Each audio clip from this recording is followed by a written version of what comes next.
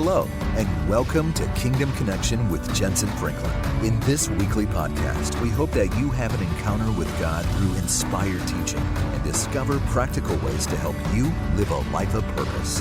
If you enjoy the teaching ministry of Jentezen Franklin and would like to enjoy more resources, devotionals, including our weekly updates, we hope you'll visit our website at jentezenfranklin.org.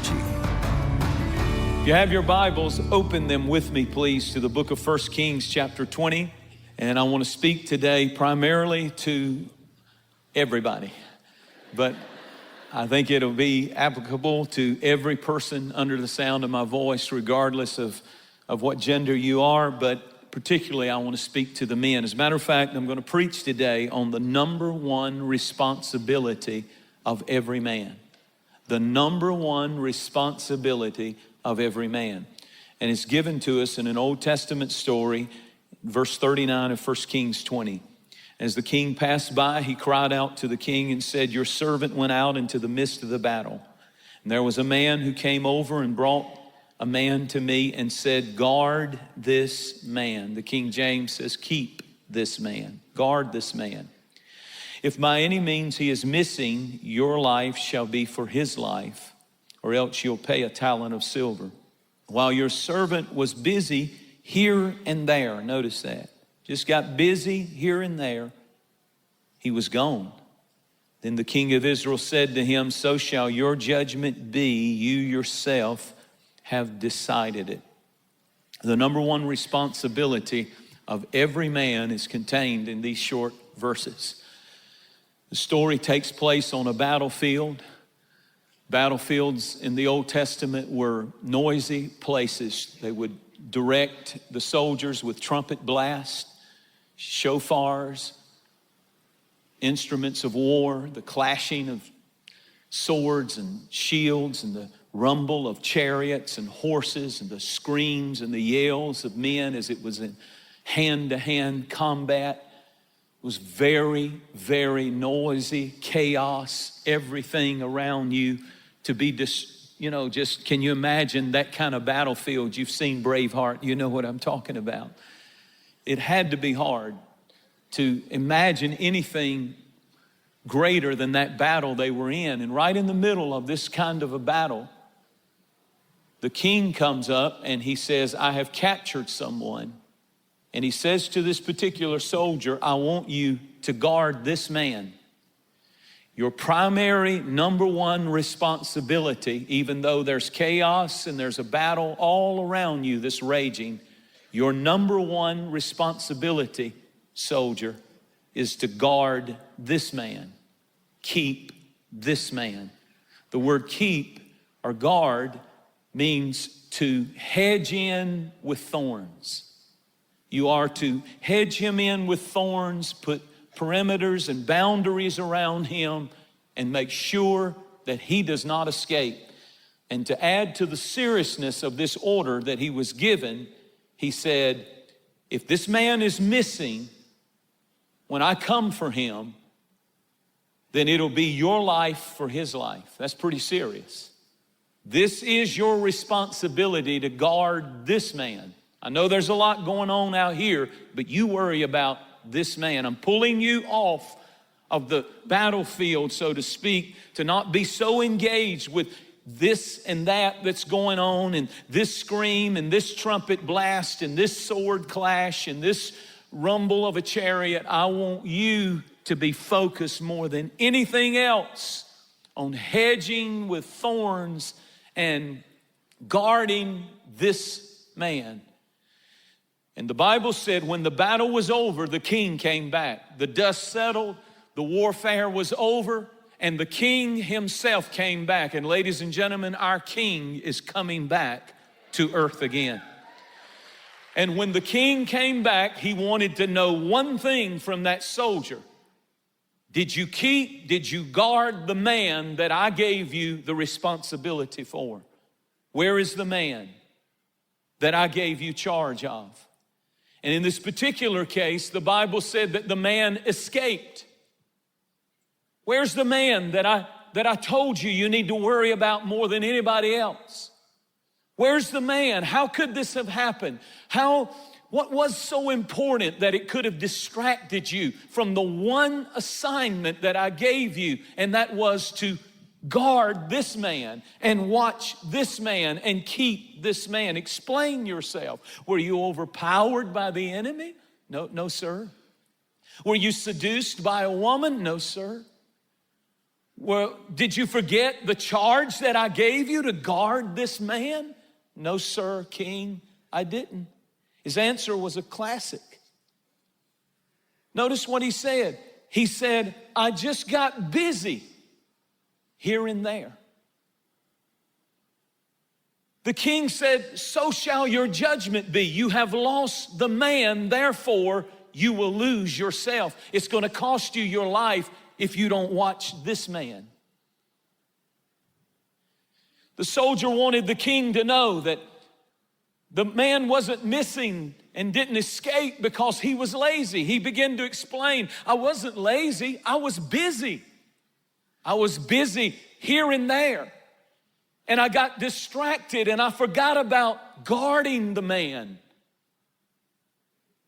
He had been very busy here and there. He was busy over here and over there, distracted and hindered from keeping the man. Engaged in a lot of busy things, like all the men I'm preaching to at every one of our campuses. We're all busy men. Like most men, he had responsibilities. This isn't my only life, just church stuff and living for God. I have responsibilities. I have a house payment. I have a car payment. I have to take care of my family. I have to keep up our lifestyle. I've got to get up and go to work. I've got to pay bills. I've got children that need my attention. I'm a very busy man. I was busy here and there, and I forgot to guard this man the king told me was my number one responsibility in this life. You don't understand, this isn't the only thing I have to do, church stuff. I have a lot of obligations and I have a lot of responsibilities, and I just got busy, king. The man said he would stay here. He promised me that I didn't have to worry about him, that he would stay behind the thorny hedge that I put him behind. He even crossed his, that's in the Bible, I'm making this up, but he even crossed his heart in the hope to die. He swore that he gave me a Boy Scout honor, that he would stay there and I could just be doing my busy stuff. And it probably wasn't some quick thing, it was just a gradual thing, just here and there, and probably got a little further away from where he had him hedged in. And then he thought, I need to do this. And oh yeah, I remember my number one responsibility is to guard that man and keep that man. And but I'm gonna go a little bit further and a little bit further and a little bit further. And before he knew it, he turns around because he's thinking about it less and less and less and less. And the man has escaped. I'm saying to you today that man, the king, knew he needed to be guarded. That's your old nature. If you hadn't figured this sermon out yet, you're a little slow, and I'm gonna help you with it. The king is Jesus, and he says to every man, your number one responsibility is you are this man. You are to guard who you are. You are to guard your heart with all diligence. You are to keep this man. Keep him from the lust of the eyes, the lust of the flesh, and the pride of life. You're to hedge him in with thorns and have some perimeters and some boundaries and some standards that you don't just let him go wild, because this man is a liar. This man, you can't believe what he will do. He'll tell you he won't do things, but if you don't guard him, if you don't watch him, if you don't hedge him in, he's crazy. He's a wild man. Your flesh cannot be trusted. Paul said there's no good thing in my flesh. And you have to guard this man. He'll try to get out. You have to hedge him in with thorns. The soldier was not a bad man. He was just a busy man. He was trying to accomplish things for his life and maintain a lifestyle for his children. He was just like most of the men here. Got something supposed to do, busy here, busy there, got a flat tire. Why didn't you go to church? Got to mow my grass. Why weren't you there last week? Well, we had to go get groceries. And why weren't you there the week before? Well, I had this and I had that. And he's not a bad man. He's just a busy man. And you're not guarding the spiritual man. He didn't lose the man on purpose. Most of the time, we just drift away. Little by little, just a little here and a little there. And before you know it, you're far from God, far from who you once were, far from the character that you had, the anointing that you had, the presence of God. You have to guard this man. You have to keep this man worshiping and praising God. Keep this man in church. Keep this man paying his tithes. Keep this man in obedience to the word. Keep this man reading the word of God. Your number one priority is not your children, is not your wife. They are going to have to answer to God for themselves. And here's the deal. Well, I'm so worried about my children. If I don't keep this man, there's no way I'm going to win my children. If I don't keep this man, there's no way I'm going to influence my wife. If I don't keep this man, there's no way that I'm going to have an impact on hundreds of men under the sound of my voice right now. The key to this thing is I have to keep this man. I have to keep him from pouring on the internet. I have to keep him from a bad attitude. I have to keep him from wrong television shows on satellite TV. I have to keep him. And we don't like to talk about this stuff, but the truth is, if you don't hedge this man in and guard this man, the enemy will cause that man to escape. And if you lose him, you lose yourself.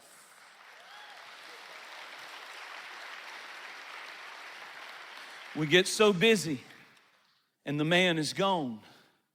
Who is the man? The world is a battlefield. The battlefield is the flesh, the world, and the devil, and there's noise and there's chaos. But one day the king is going to come back. And when the king comes back, he's going to ask one question. Did you keep this man? Did you guard this man? Every man is drawn away when he is tempted by his own lust. Peter summed it up in Acts chapter 2 when he said, save yourself from this wicked and perverse generation. A man's greatest responsibility is to keep this man. And folks, there's never been a time when there was more opportunity to live immoral and get all kinds of stuff attached to you, but I have to keep this man from addiction, keep this man from alcoholism, keep this man from perversion, keep this man from doing things that he shouldn't do. And you have to hedge this man in with the thorns of the hedge of the Word of God. I get so tired of this little nicey, always just live like you want to live. No, there's some of this that once Jesus saves you, he says, now you got a spirit and the spirit is saved. But you got a body and you better learn how to hedge that body in. You better learn how to bring your body under subjection. Paul said, I buffet my body. I'm brutal on myself because I know I can't let my flesh do what it wants to do. So I have to keep this man because the trumpet's going to sound and the king is going to come. And when he comes back, he's going to ask, did you keep this man? If I'm not a godly example, then my children won't be saved. Most of the men who are lost in the Bible were not lost in the battle. Samson did awesome in the battle. The Bible said at times, everybody say at times, the Spirit of the Lord began to move on him at times. And the power of God would come on him. And he would fight 1,000 Philistines with the jawbone of a donkey and kill them. My Lord. At times, the Spirit would come on him mightily, one place said. And he slew a lion with his bare hands, ripped his jaws to pieces. That's powerful. And anybody can live for God when the Spirit of God is upon you mightily. But what about the in-between times? We've got to learn the art of living for God in the in-between times when we're not in a service and they're not singing praise songs and everybody's mind is on good things. But I want to know, what about in the in-between times when you're not in a mighty service and you're just out living life? That's when I've got to use, listen, big word, discipline to keep this man. Keep his anger, keep his tongue, keep his heart, keep this body, keep his mind, keep his eyes, keep his ears, keep everything under subjection. Thorn him up in a hedge and say, there are limits. There are things that I will not let you do. And see, there'll be times when God will move mightily, and that's important. When you'll get in services, if you come to a good church like this, there will be services. We've had them recently where people were just overwhelmed by the presence of God. But most of the time is not the Spirit of God is on me mightily. Most of the time it's in between time. And I'm just going to work and I'm just doing life and I'm just living and I'm just paying bills. That's when I've got to keep this man. Oh, this generation needs to hear this. And here's the deal. If you can keep this man in the in-between times, boy, when you get up and you preach or you sing or you minister or you've got a call on your life in business, the Spirit of God will come mightily on you because God watches what we do in the in-between times more than he does what we do when it's mighty. My greatest times of prayer and ministry are not in this pulpit. They're when I'm walking my little trail in the woods and I'm talking to the Lord, because I've learned the secret to this thing is what I do in the in-between times. I got to keep this man in prayer. I got to keep this man fasting. I got to keep this man reading the Word of God. I got to keep this man going to church. You got to guard this man. I love my family. I'd die for them. I'd take a bullet for any one of them, just like that. But the Lord said, the greatest thing that I can do for my family as I was studying this message is just keep this man. Because if you keep this man, you'll influence Drake and you'll influence Courtney and Carissa and Caroline and Connor.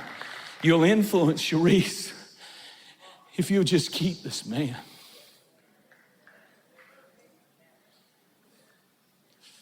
Keep him in prayer. Keep him godly. Keep him holy. Keep him loving Jesus. Keep his heart pure. Keep his eyes pure. Keep his spirit pure. Don't let anger and bitterness and wrath get a hold of you. Stay clean before God. Hedge him in if you have to. Have some boundaries. A battery has positives and negatives. All we've got is a positive gospel now. But if you want power, you can't just hook up the plus. It's got a plus and it's got a minus on your battery, your car battery. Do any of you men know what?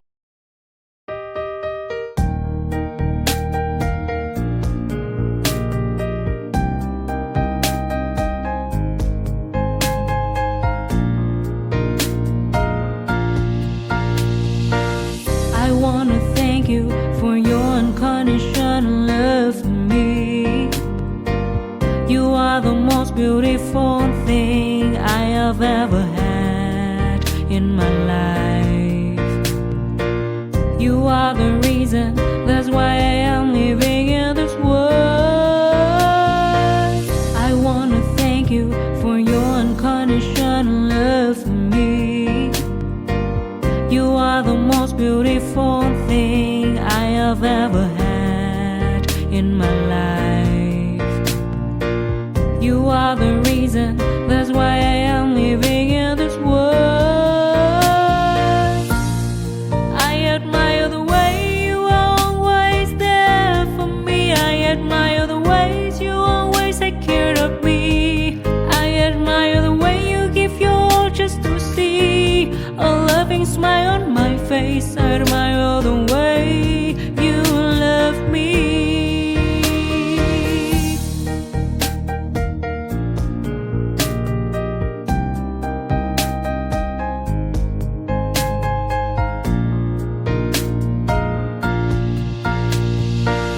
I want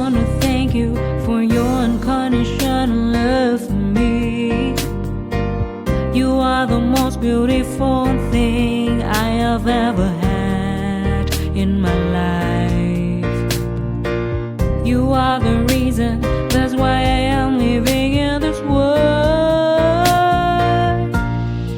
I admire the way you are always there for me. I admire the ways you always take care of me. I admire the way you give your all just to see a loving smile on my face. I admire the way you love me. I admire the way you are always there for me. I admire the ways you always take care of me.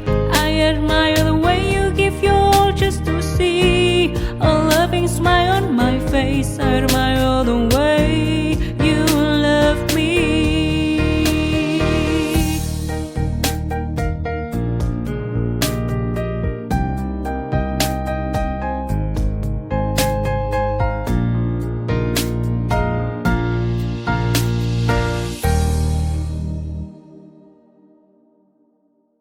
What I'm talking about.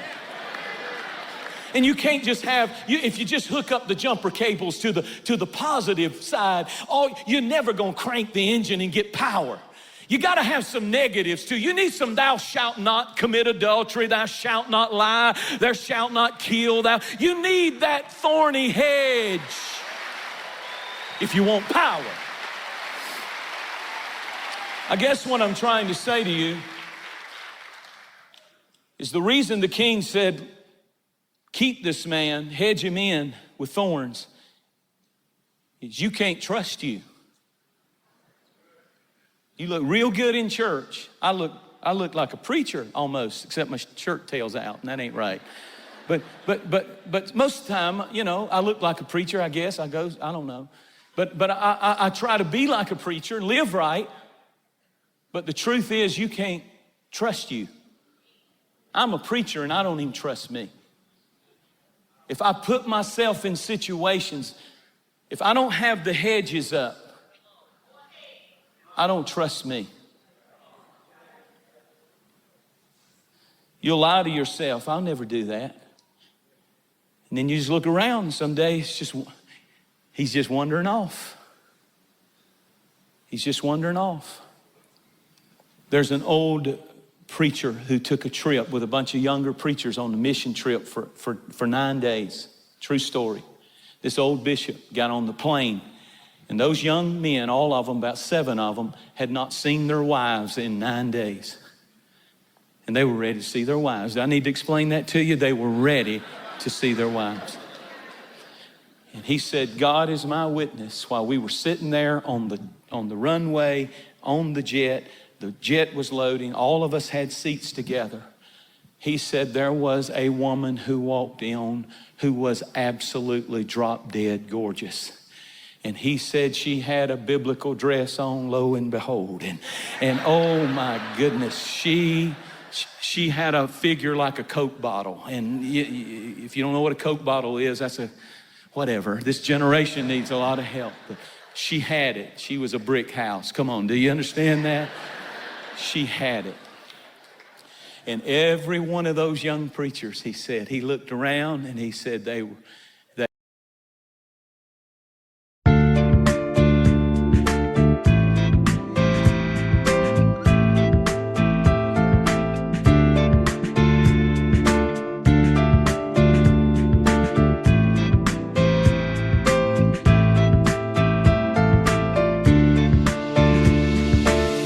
You have changed my life with your words and motivation. You helped me to become a better person. I feel so great about your love. Never felt that before. You have changed my life with your words and motivation. You helped me to become a better person. I feel so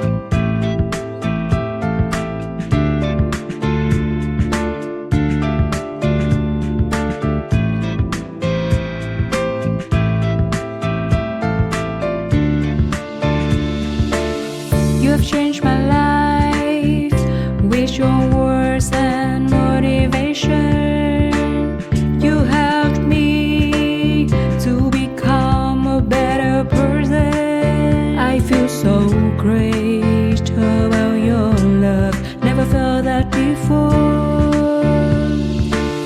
You have changed my life with your words and motivation. You helped me to become a better person. I feel so great about your love. Never felt that before.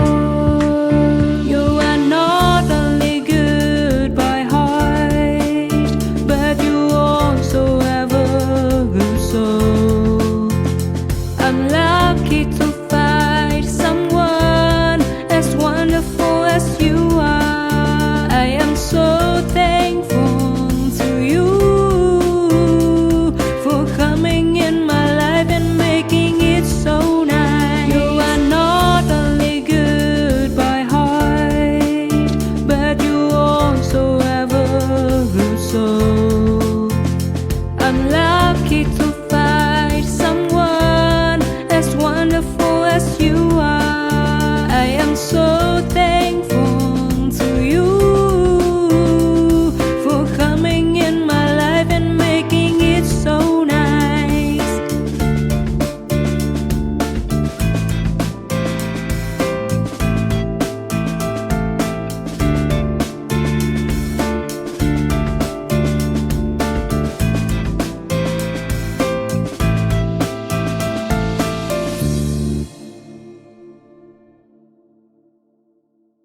They all forgot about their Bibles and their missionary trip and everything, their mind.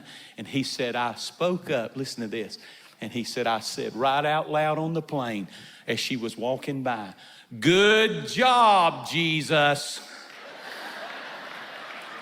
Instantly, they came right back in when they heard that name.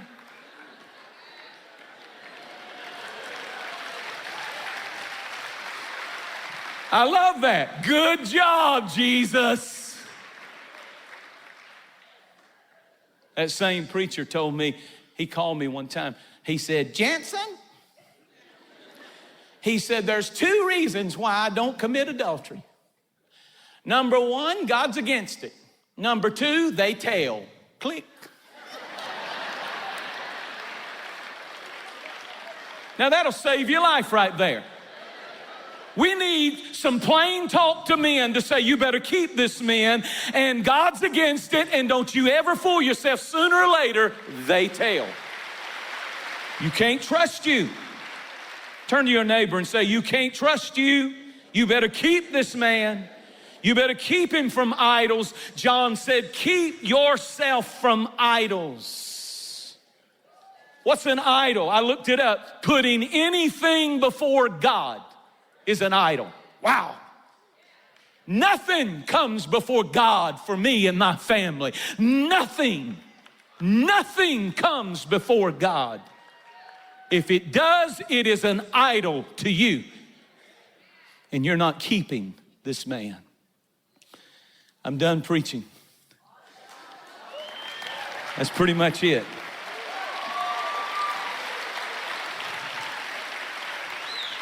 Stand to your feet at every campus. Lift your hands high for just a moment, no one moving. And say, God, I realize today, like never before, you've not put me over a platoon. You didn't tell me to keep this company, keep this whole army. You told me to keep this man.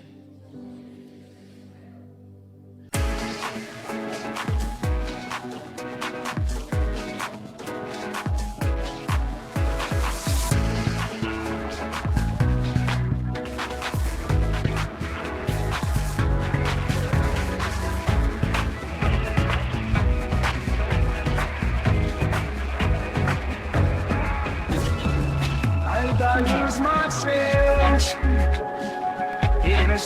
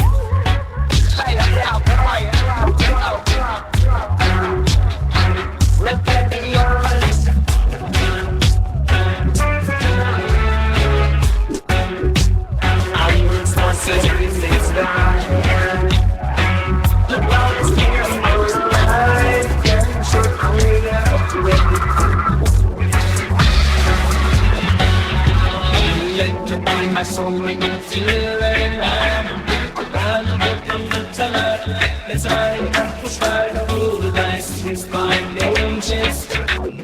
We can deny.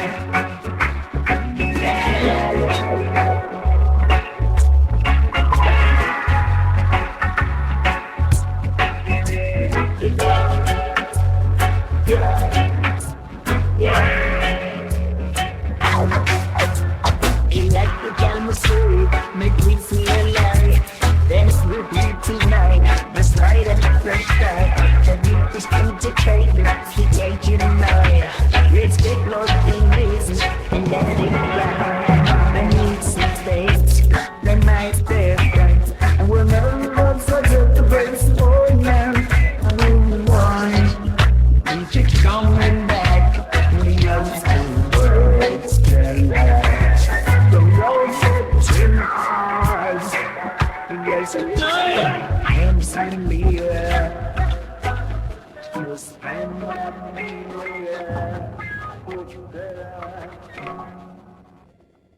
The number one responsibility of my life is to keep this man. And today I give you myself again. I want every man under the sound of my voice, every man, you don't have to be a father, every man under the sound of my voice, to get out of your seat and come down here as close as you can get. If you're ready and serious about guarding this man, guarding this man, I got to do it. And what I'm preaching today is vital. That character matters, integrity matters, purity matters. What you look at, what you listen to, what you give your heart to, it matters. Because if you lose the man, you begin to lose yourself. That's not who you are. You're better than that. That's not who you really are. Don't lose yourself in the midst of losing the man, being busy here and there. And Father, in the name of Jesus, I pray for a revival among our men of purity and holiness and godly character like we all need. That today we would put up a thorny hedge around areas of our life that we are all vulnerable to if we don't clearly keep this man and we don't guard this man. And Father, I pray the guard go back up, that we not be distracted by the battles all around us and forget our number one responsibility that the King is going to ask us about when he comes again is, did you keep and guard this man? Thanks for listening to this edition of Kingdom Connection. We hope this has been a blessing in your life, and we'll share this and other great resources with your friends. Visit jentezenfranklin.org for new teachings and free podcasts, videos, and blogs. And be sure to connect with us via Twitter @Jentezen or Facebook @JentezenFranklin.